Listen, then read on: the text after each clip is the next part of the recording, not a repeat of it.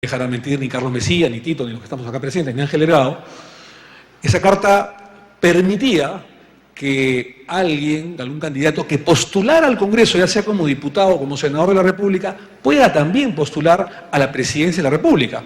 Lo que pasa es que Fujimori nunca se creyó, o nunca creyó que iba a ser presidente de la República. Lo puso, digamos, de alguna manera, por si acaso, esa candidatura a la presidencia de la República, porque no estorbaba su candidatura al Congreso.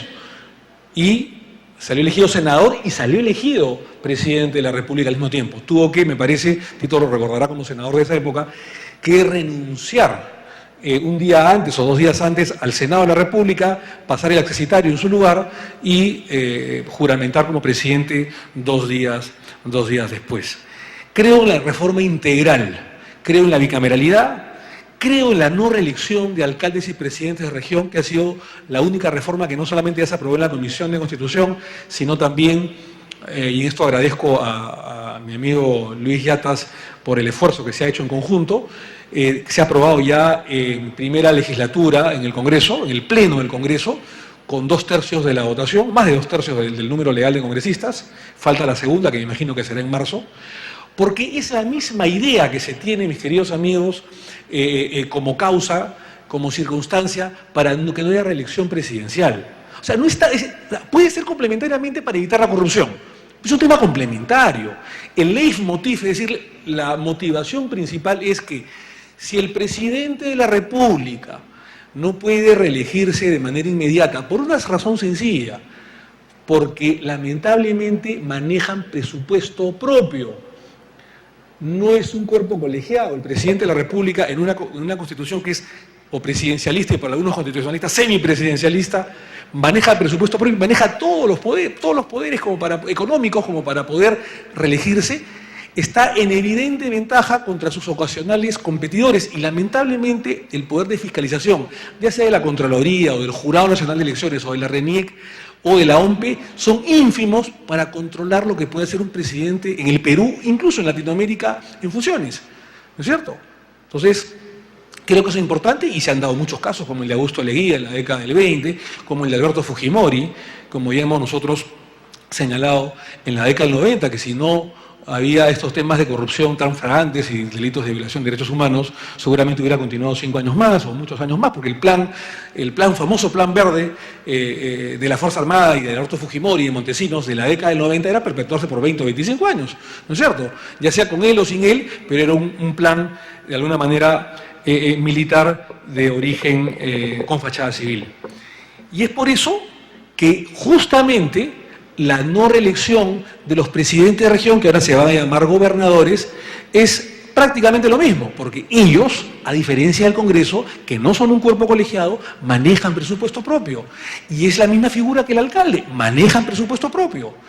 Y yo concuerdo, ojalá que Tito lo exponga el día de hoy, yo soy de la idea ferviente, en algún momento lo presentaré, antes que acabe, por supuesto, este gobierno, un proyecto de reforma constitucional para que no exista reelección ni inmediata del presidente de la República. Por una razón sencilla. Este fue un tema que nosotros lo manejamos con Tito cuando estuvimos juntos en muchas faenas democráticas, políticas, digamos, muchas gestas, pero una de ellas fue justamente la no reelección ni inmediata del presidente de la República. Como sucede en México y como sucedió en la Colombia hasta que lamentablemente Álvaro Uribe, que puede haber tenido muchos éxitos económicos y muchos éxitos seguramente contra la FARC, militares, en el terreno militar contra la FARC, pero que fue un gobierno que tuvo algún sentimiento autoritario, y eso hay que decirlo, cortó este tema de que los presidentes de la República lo sean por una sola vez, eso puede ser 1 año más, 6 años, pero que no puedan reelegirse. Tiene una razón de ser. La razón de ser es, primero, evitamos los caudillajes históricos que han habido en la historia del país. ¿No es cierto? Porque el que ha sido presidente de la República una vez es un mesías, ¿no es cierto? Se cree presidente de la República por siempre y siempre va a candidatear a la presidencia de la República. Eso hace que taponee a las nuevas generaciones y a los nuevos cuadros partidarios, ¿no es cierto?, que pueden legítimamente competir en una nueva lid electoral. Entonces taponea a las juventudes.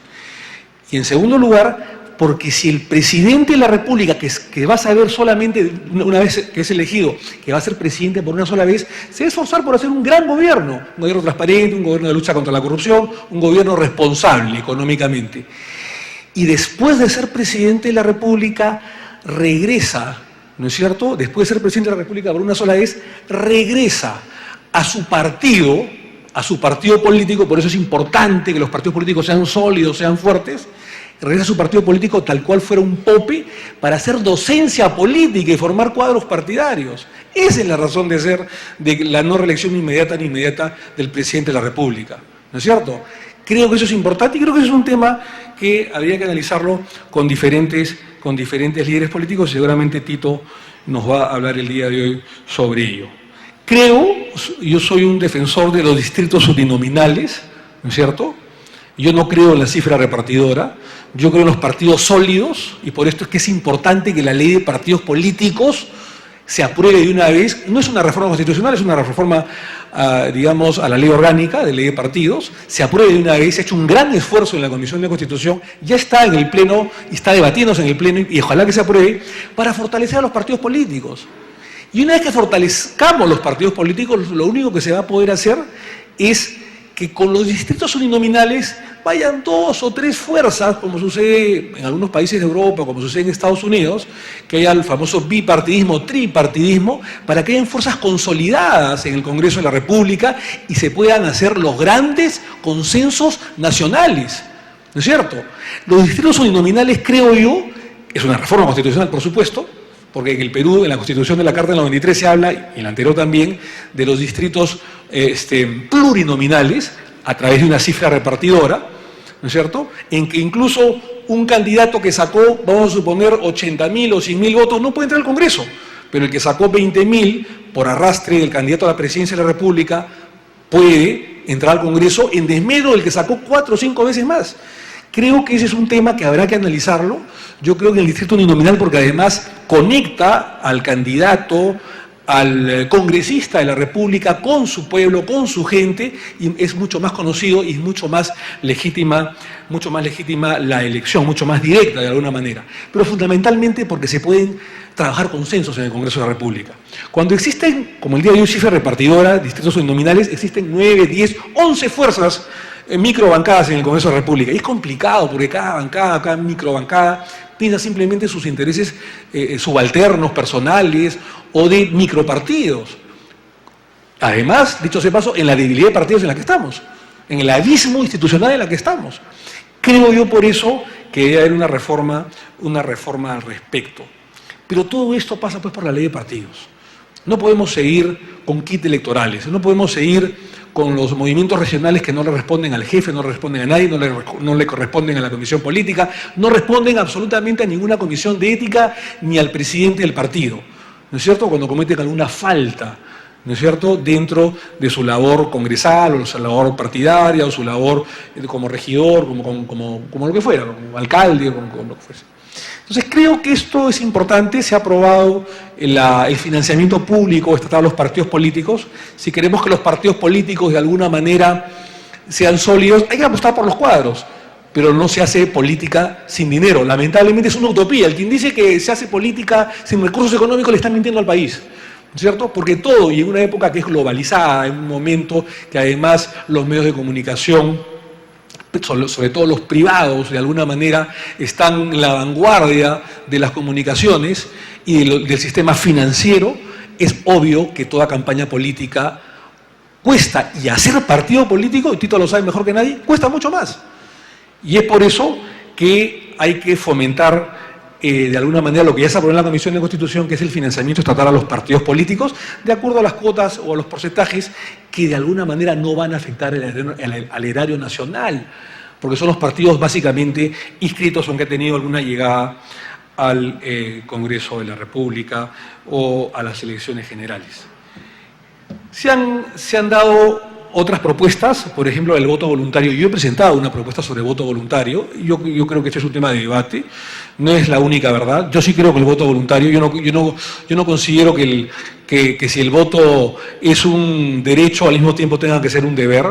Yo creo que es antidemocrático que la gente sea obligada a votar. Yo creo que los partidos políticos son los obligados, junto con el Estado, a las campañas públicas, a las campañas cívicas, para que la gente vaya a votar por conciencia. Evidentemente va a bajar el número de votantes, va a haber un ausentismo al principio, lo ha habido en Chile, había 80% de votantes cuando había voto obligatorio hasta hace 3 años, bajó al 48%. Bueno, se hará un esfuerzo. En Colombia históricamente siempre ha habido el voto voluntario y en muchísimos países ya cada vez más, fundamentalmente Europa, Estados Unidos, hay voto voluntario. Es cierto que esto hay que hacerlo de manera gradual, no puede ser de un momento a otro. Hay que concientizar a la gente con campañas cívicas, con premios, con fomentos, de alguna manera, a las personas que vayan a votar, porque yo creo que de alguna manera se va a legitimar muchísimo más una elección que es democrática, que es voluntaria, a que sea obligada y con multas y con restricciones. Se ha aprobado también en la Comisión de Constitución declarar al agua como derecho fundamental, ¿cierto? Acá ha habido no consenso, pero sí una mayoría importante de congresistas que votamos a favor de este cambio que propuso el presidente Ollanta allá por el 28 de julio del año 2012, no por un tema de populismo, no por un tema de efectismo, sino por un asunto básicamente de que los gobiernos y los estados se preocupen por un tema que es absolutamente fundamental para la población, que es el agua. Sin agua no puede haber democracia. Y para que estas políticas públicas prioricen como derecho fundamental al líquido elemento. Ya ha habido una serie de resoluciones de Naciones Unidas en que señalan que efectivamente se debe constitucionalizar el derecho al agua. Y cuando hay una serie de resoluciones del derecho internacional en el que el Perú es parte integrante y suscribiente, es obvio que no podemos ni estar en un statu quo ni retroceder, sino que tenemos que marchar hacia adelante. Y creo que sin ningún tipo de populismo, creo que deberíamos ya aprobar esta reforma constitucional. Yo les quiero agradecer mucho por esta invitación. Quiero agradecer la presencia de mi maestro y amigo Tito Borea, de Virgilio Acuña, de Lucho Yatas como presidente de la Comisión de Constitución, de Carlos Mesía, de Ángel Delgado y del maestro Amoretti, que creo que engalanan este foro, esta charla sobre las reformas constitucionales y sobre la discusión hacia dónde vamos con esta Constitución de 1993 y si es factible recuperar la Carta de la Torre de 1979. Muchísimas gracias.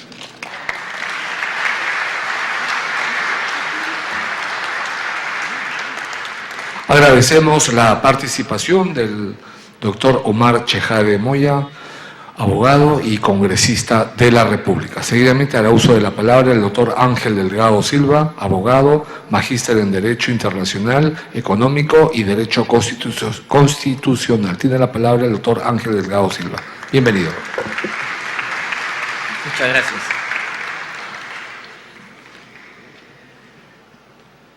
Con la venia de la mesa y la aquiescencia de todos ustedes, quiero realizar esta exposición escapándome del campo académico, del análisis más propiamente universitario, constitucional, de la necesidad de una reforma, para trasladarme al momento actual, a las inquietudes que tienen los ciudadanos en el sentido de por qué una reforma constitucional ahora, luego que, como bien ha sido explicado acá, el documento del 93, a pesar de todos los esfuerzos para erradicarlo, ha demostrado una terca resistencia y amenaza con llegar al cuarto de siglo, para desgracia, creo, del país. ¿Por qué la reforma constitucional? ¿Por qué una constitución en la coyuntura política que el país vive? Esa es la interrogante que yo espero en los próximos minutos intentar responder. Si nos aproximamos a la coyuntura, creo que esta puede ser signada a partir de un concepto en el cual quizá podamos estar todos de acuerdo, el de crisis política. Creo que hay un consenso muy amplio que reconoce que el país vive una situación de desestabilización en el campo de sus instituciones, una crisis política que entorpece la marcha del país, incluso podría llegar a dificultar el propio desarrollo económico. Creo yo que hay que darle toda la importancia que tiene la noción de crisis política, porque como no está adosada necesariamente a una bancarrota económica, tenemos nosotros en el mundo ciudadano la sensación de que se puede desplazar de nuestras atenciones. Y más bien, como dicen algunos en los medios sobre todo, como el Perú sigue creciendo a pesar de las dificultades que hoy día ralentizan la economía, pero el Perú sigue creciendo, estas no pasan de ser anécdotas de un grupo de personajes extraños que en el Parlamento y en la escena política discuten entre ellos sin que se entienda mucho, y eso entonces es un asunto marginal, pero que no altera en lo esencial nuestra forma de vida. Yo quiero combatir esta idea que lamentablemente está muy generalizada y ha sido propagandizada con énfasis por los medios de comunicación, a punto de convertirlo en una suerte de sentido común entre la población. Y eso es parte del problema. Creo que la crisis política, esto es, las dificultades en la conducción del país, tienen algo que ver, coincidamos, con la marcha del país. Es como si en un vehículo tengamos problemas con la conducción que el piloto lleva. Si esto sigue perforándose, si se sigue acentuando, llevará el carro al barranco, ineluctablemente. Y la pregunta es, ¿después de cuántos años de crisis política? Porque esta es una crisis política que podemos remontarla a la propia transición democrática, al momento en el cual las fuerzas democráticas de este país irrumpimos en la escena, arrojamos al dictador, incluso lo hemos logrado encarcelar por sus crímenes, a él y a sus cómplices, pero lamentablemente, y esto hay que analizarlo quizá con mayor detalle y en otra oportunidad, no se llevaron a cabo un conjunto de tareas complementarias que hicieron que, a pesar que iniciamos un nuevo periodo democrático, los problemas irresolutos, entre ellos la persistencia ignominiosa de la Constitución, impregnar negativamente estos años, estos ya 15 años de vida democrática que tenemos justamente en el siglo XXI. Se trata entonces de esto. ¿Hasta cuándo, preguntémonos, el país o un país cualquiera puede soportar un aparente crecimiento económico? Digo aparente, con todo lo que significa la palabra, pero quiero subrayar la idea de crecimiento económico para no ser mezquino en esto, con una conducción desastrosa. ¿Es compatible esto? ¿O en un momento determinado se va a producir una crisis, un estallido gigantesco que va a traer abajo incluso el famoso modelo económico que tanto se destruye? Esto lo digo porque lo que yo quiero relevar esta mañana es la importancia que tiene la política y las instituciones para el desarrollo de un país, y que la economía incluso no tendrá un destino final si es que no hay a su lado una política inteligente que de forma deliberada y con el consenso ciudadano pueda establecer los rumbos que el país necesita. Porque finalmente, entendamos todo como dice la Constitución, la economía está al servicio del hombre y no al revés, como lamentablemente algunos creen. Si hablamos de crisis política, hay que hacer un diagnóstico. Y yo creo que hay que escapar del facilismo, pues. Creo que la crisis política no se explica por una especie que hoy día es más rara, los partidos tradicionales. ¿Dónde están? Esto pudieron explicar la situación hace algunos años, pero después de 15 años, cuando muchos de ellos han desaparecido, se han minimizado, resulta exagerado imputarles a estos supuestos monstruos responsabilidades que a mi juicio no la tienen. Tampoco es un tema de malos personajes o de mala fortuna, de incapacidades personales, porque estaríamos reduciendo un proceso político complejo a un conjunto de personajes, y ese análisis no es un análisis consistente, no es un análisis de verdad. En consecuencia, quiero yo introducir el tema de las instituciones, porque la actuación de los hombres en sociedad se realiza a través de mecanismos institucionales, de instituciones a través de las cuales nosotros nos comunicamos y desarrollamos. Las instituciones objetivizan nuestra subjetividad y nos permiten consolidar determinados puntos en los cuales avanzamos y nos comunicamos y producimos determinados objetivos. En consecuencia, si el tramado institucional está mal hecho, tiene un deterioro, eso va a afectar la actividad del conjunto de una nación. Y de eso se trata. Se trata entonces de incorporar el análisis constitucional. Y de ahí entonces a comprender de que si la Constitución la concebimos como la concentración de las instituciones madres que orientan la vida de la República, esta crisis política, institucional, es también, en última instancia, una crisis constitucional. Porque si el tramado institucional está tan perverso y no hay posibilidades de cambiarlo, como aquí hemos advertido en las intervenciones de nuestros ilustres colegas de esta mañana, evidentemente es porque existen serios problemas que no generan los incentivos necesarios para que ante un diagnóstico objetivo y generalizado no existan las fuerzas materiales, las voluntades necesarias para poder producir ese cambio. ¿Cuántas veces no hemos escuchado estas palabras que aquí, con tanta solvencia, las hemos escuchado esta mañana? Estamos todos de acuerdo, pero ¿por qué tanta incapacidad? ¿Por qué la impotencia que a veces nos llega a frustrar un poco para poder producir los cambios en ese sentido? ¿Cuánto se ha hecho para redireccionar la marcha institucional hacia lograr unos resultados diferentes? Creo que muy poco o casi nada. Y esto tiene que ver entonces con el tema constitucional, a pesar de que esto pueda sonar a incredulidad por parte de algunos. Y para evitar ello quisiera poner algunos ejemplos prácticos y a ver si así podemos entendernos y generar un nuevo sentido común que fortalezca una voluntad de cambio. Quiero partir de las últimas experiencias que hemos vivido todo en el país, toda esta movilización que se ha generado en torno a la derogatoria de la ley del empleo juvenil, la llamada ley Pulpín, que ha puesto al debate no solamente aspectos importantes del empleo público, sino creo que ha sacado a luz una concepción, una filosofía moral, que es la que debiéramos explicitar aquí a ver si la ciudadanía está de acuerdo.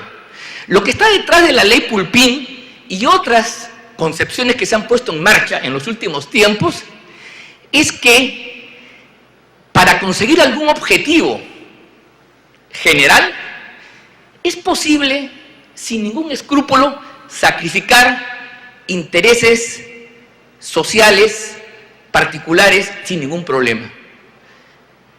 Esta es una visión que no es nueva. Esta visión se concibió en el siglo XIX, se llamó utilitarismo. Ahí está Geraint Bentham, por ejemplo, que señalaba que para alcanzar la felicidad del mayor número no era problemático sacrificar algunos intereses. ¿Correcto? En consecuencia, pues, si el desarrollo económico del país implica que hay que reducir a la mitad o a las 3/4 o a menos los derechos de los jóvenes, hay que hacerlo, y es positivo porque se hace por el bien del país, por el desarrollo. Y cualquier restricción a los derechos sociales, que son concebidos como una traba, como un obstáculo, como una argolla al desarrollo, debe ser destrabada para producir el crecimiento económico. Esta concepción, esta filosofía que pone por delante el desarrollo o el crecimiento económico como un telos esencial y que no duda en sacrificar los derechos de las personas, es una concepción que anida en el corazón y en la esencia del documento del 93. Este es el tema de fondo que tenemos, y tenemos que decir si estamos de acuerdo o no con esta visión. Porque esta visión es la que ha dado una prioridad extraordinaria y desigual al capítulo económico. Donde, por ejemplo, no hay ningún problema, escuchen bien, ningún problema en reconocer como principio constitucional la estabilidad de los contratos leyes. ¿Y acaso, como contraparte, no digo estabilidad laboral, porque eso ya es una cosa prehistórica, acaso hay estabilidad para los derechos de los trabajadores? ¿Acaso no es verdad que cada cierto tiempo, cuando el capital lo requiere, se dan leyes sectoriales con el objeto de favorecer mayores tasas de inversión a costa de sacrificar los derechos de la gente? ¿No es esta concepción la que hoy está vigente en el texto del 93 y está en contradicción? Escuchen bien, está en contradicción con los postulados modernos, contemporáneos del derecho humanitario, contra la teoría de los derechos fundamentales, que establece como una conquista de la humanidad que bajo ningún concepto se podrá sacrificar los derechos, los intereses en pro de otros objetivos. Y cuando yo incluso escucho a veces por televisión algunos de los capitostes del empresariado que hablan de sus reformas y sus cambios como si estuvieran hablando en nombre del país, como si tras este balance entre mayor protección a mi empresa y mayores pagos de obligaciones se estuviera reflejando el interés nacional. ¿No estamos ahí tergiversando el telos constitucional?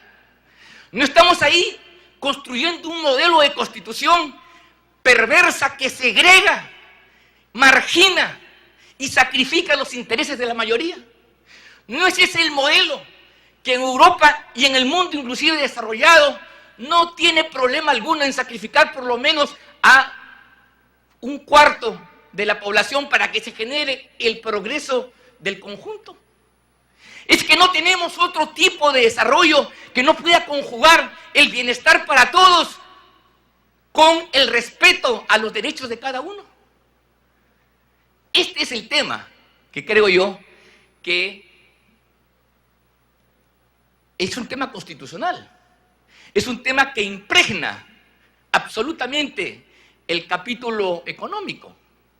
Y este es un tema que por lo menos debería ser discutido y la población decir si está de acuerdo. Por eso me parece importantísimo lo ocurrido la última semana de enero, que ojalá que sea histórica, en el sentido de que se ha abierto un nuevo curso y me trae a colación en mi memoria histórica lo que ocurrió hace casi 100 años, en 1919, donde también unas movilizaciones de los trabajadores, acompañados por los estudiantes de esa época, aquí se recordará esas gestas heroicas, produjo la victoria de las 8 horas.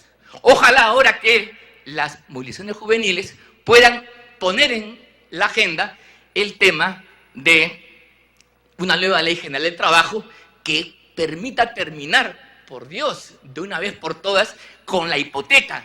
Vean ustedes, como parte del pasivo de la transición democrática en la cual hemos participado nosotros, tenemos que reconocer como vergüenza que hayamos dejado subsistentes, impertérritos, absolutos, las leyes laborales de la dictadura, del gobierno de entonces. La democracia no ha sido capaz en 15 años de producir un nuevo régimen laboral a favor de los trabajadores. Y esto es de veras absolutamente inaceptable. Yo quisiera señalar que al lado de este asunto, quizás hay otro tema que merece también una suerte de reflexión. El tema del sistema político en el Perú, que está diseñado en la Constitución. Las reglas constitucionales del 93 son absolutamente ajenas a la crisis política que vivimos y que todos nos lamentamos. ¿Alguien puede creer eso? Que no tiene nada que ver la estructura, como está diseñada la política en la Constitución, con los resultados magros, desastrosos, vergonzosos que hoy tiene la escena política nacional. Creo que sí. Y es que eso no fue casual. El modelo que se implementó en los años 90, a la par que priorizaba lo económico, a través de una reforma neoliberal que se impuso a sangre y fuego y que, a costa del sacrificio de millones, logró, eso sí, sacar adelante el país, tenía como contraparte, escuchen bien, un debilitamiento consciente, deliberado de lo político. El modelo que triunfó esos años fue uno en el cual se dio patente de corso a los empresarios, a los poderes fácticos, y se debilitó a la política. Y toda la campaña en la cual a veces nosotros nos sumamos alegremente de que los dinosaurios de la política, la política como una cosa pervertida, eso que nos han enseñado machaconamente durante estos 15 años y durante los tiempos de la dictadura, eso no es gratuito, no es casual. Busca justamente debilitar la escena política, debilitar a los partidos políticos, porque incluso los partidos de derecha, incluso los partidos que pueden comulgar con el modelo económico, tienen comportamientos autónomos. Hay que recordar aquí que la política no se reduce, con algunos análisis simplistas, a ser una emanación de lo económico. No se reduce a eso. Y en consecuencia, en la escena política es donde tú puedes, donde podemos los ciudadanos democráticamente influir, modificar, corregir los rumbos que el mercado o el desarrollo económico basado en estas premisas genera. Aquí no estamos planteando ninguna crisis maximalista. No estoy planteando que se destruya el modelo económico. Más aún, he dicho que el modelo económico, con sus costos brutales, ha generado una suerte de crecimiento económico que es importante para el país. Pero al mismo tiempo, las bases republicanas que ya eran frágiles de anterior han sido pulverizadas. Y entonces tenemos una sociedad sin partidos, casi sin ciudadanos. Todos nos convertimos en homus economicus, sometidos a los dictados del capital. Y en consecuencia, ¿cuál es el problema pues en sacrificar derechos? Además nos dicen con gran inteligencia, ¿pero de qué se quejan si no lo tienen?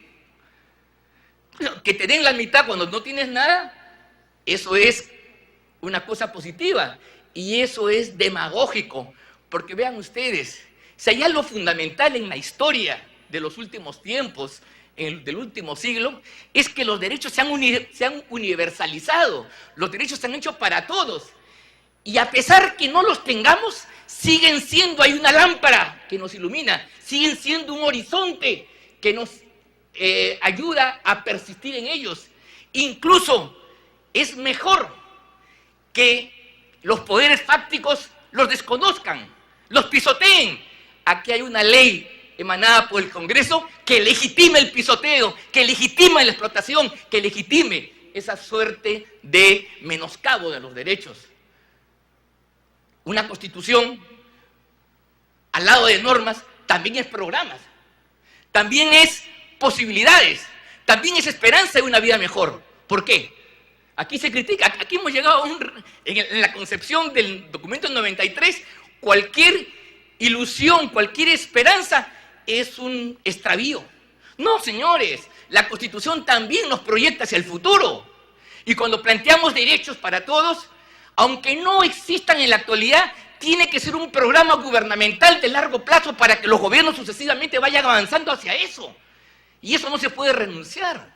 En consecuencia, la política ha sido reducida, la política ha sido menoscabada. Desde los tiempos de los militares, vean ustedes, con el voto preferencial se introdujo elementos para distorsionar la política.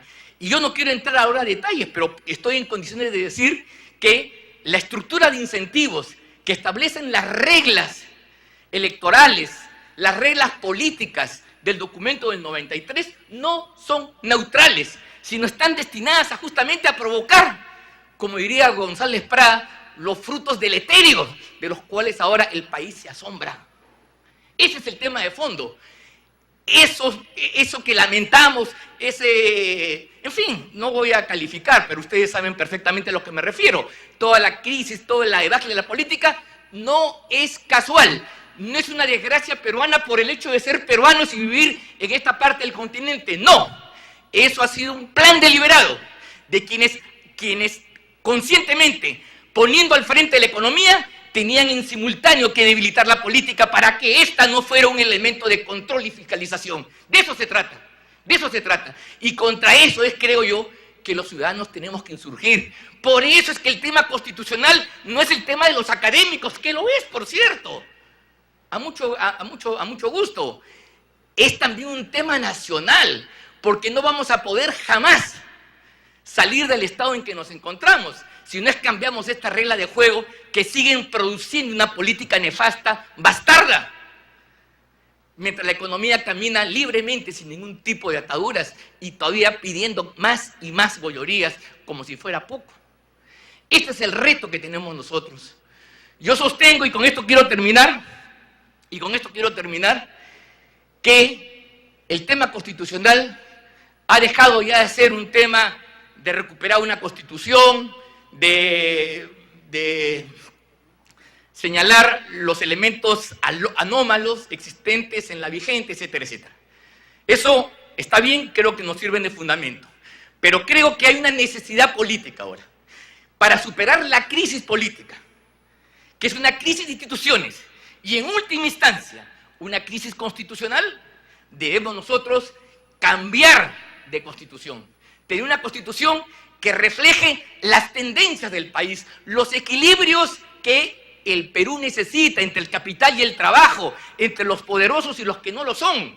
Finalmente, este es un país de todos, y la crítica fundamental del documento del 93 es que es un documento unilateral, es un documento que se hizo al servicio de, fue un programa de gobierno en una época determinada, sin ninguna vocación histórica, y resulta insensato, resulta perjudicial que esta impronta que se gestó en los años 90 para afrontar una dictadura que quería reelegirse en un mar de corrupción, pueda pretender pretensiones de ser un documento histórico y prolongarse en el tiempo. Creo que si nosotros, y con esto termino, si nosotros entendemos que el tema constitucional está vigente en nuestro aquí y ahora, es un tema que nos preocupa a los trabajadores, a los jóvenes, a las mujeres, a todos los ciudadanos que nos sentimos desprotegidos y marginados, porque aquí el poder se ha diseñado al servicio de pocos.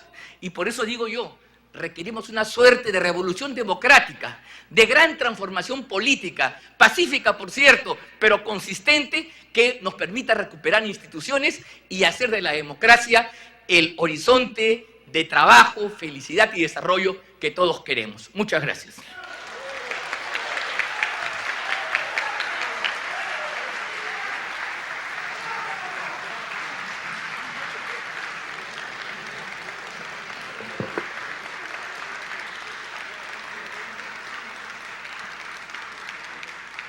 Agradecemos la participación del doctor Ángel Delgado Silva, magíster en Derecho Internacional Económico y Derecho Constitucional. Seguidamente hará uso de la palabra el doctor Alberto Borea Odría, abogado, posgrado en la Universidad de Wisconsin y en la Universidad de Complutense de Madrid. Bienvenido, doctor Alberto Borea Odría.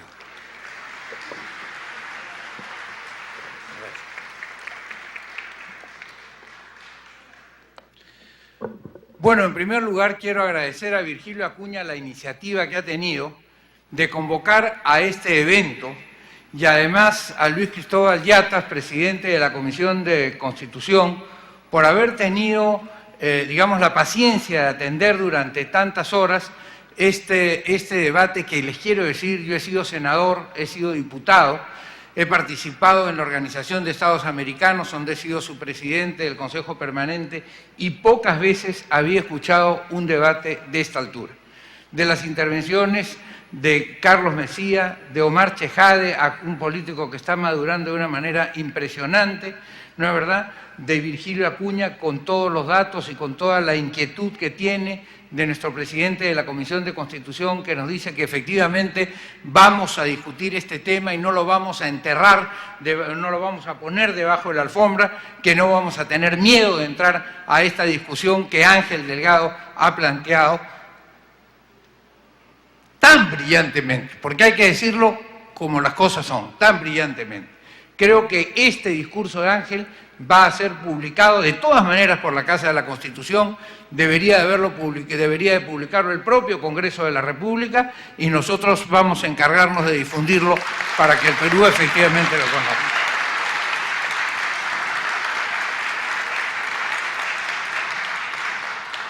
Quiero agradecer esta mañana también, además de la presencia de Mario Moretti, nuestro decano del Colegio de Abogados, y a quien le pedimos que haga carne esta lucha que Ángel Delgado está reclamando y que ha pedido Carlos Messía y que ha reiterado Omar Chejade, desde la tribuna más importante para la juridicidad, que es la Academia, el Colegio de Abogados. Y quiero agradecer la presencia también de quienes han sido parlamentarios de la República y nos acompañan: Daniel Hidrogo, aquí presente con nosotros, Rolando Breña, un magnífico senador que siempre le dio luces al Parlamento, Alberto Franco Ballester, aquí también cercano a Sánchez, aquel que motivó aquel cambio copernicano que nos hablaba, no sé si fue Carlos Messía u Omar Chejade, cuando nos decían que habíamos pasado del Estado a la persona primero, y por eso pone primero a las personas y a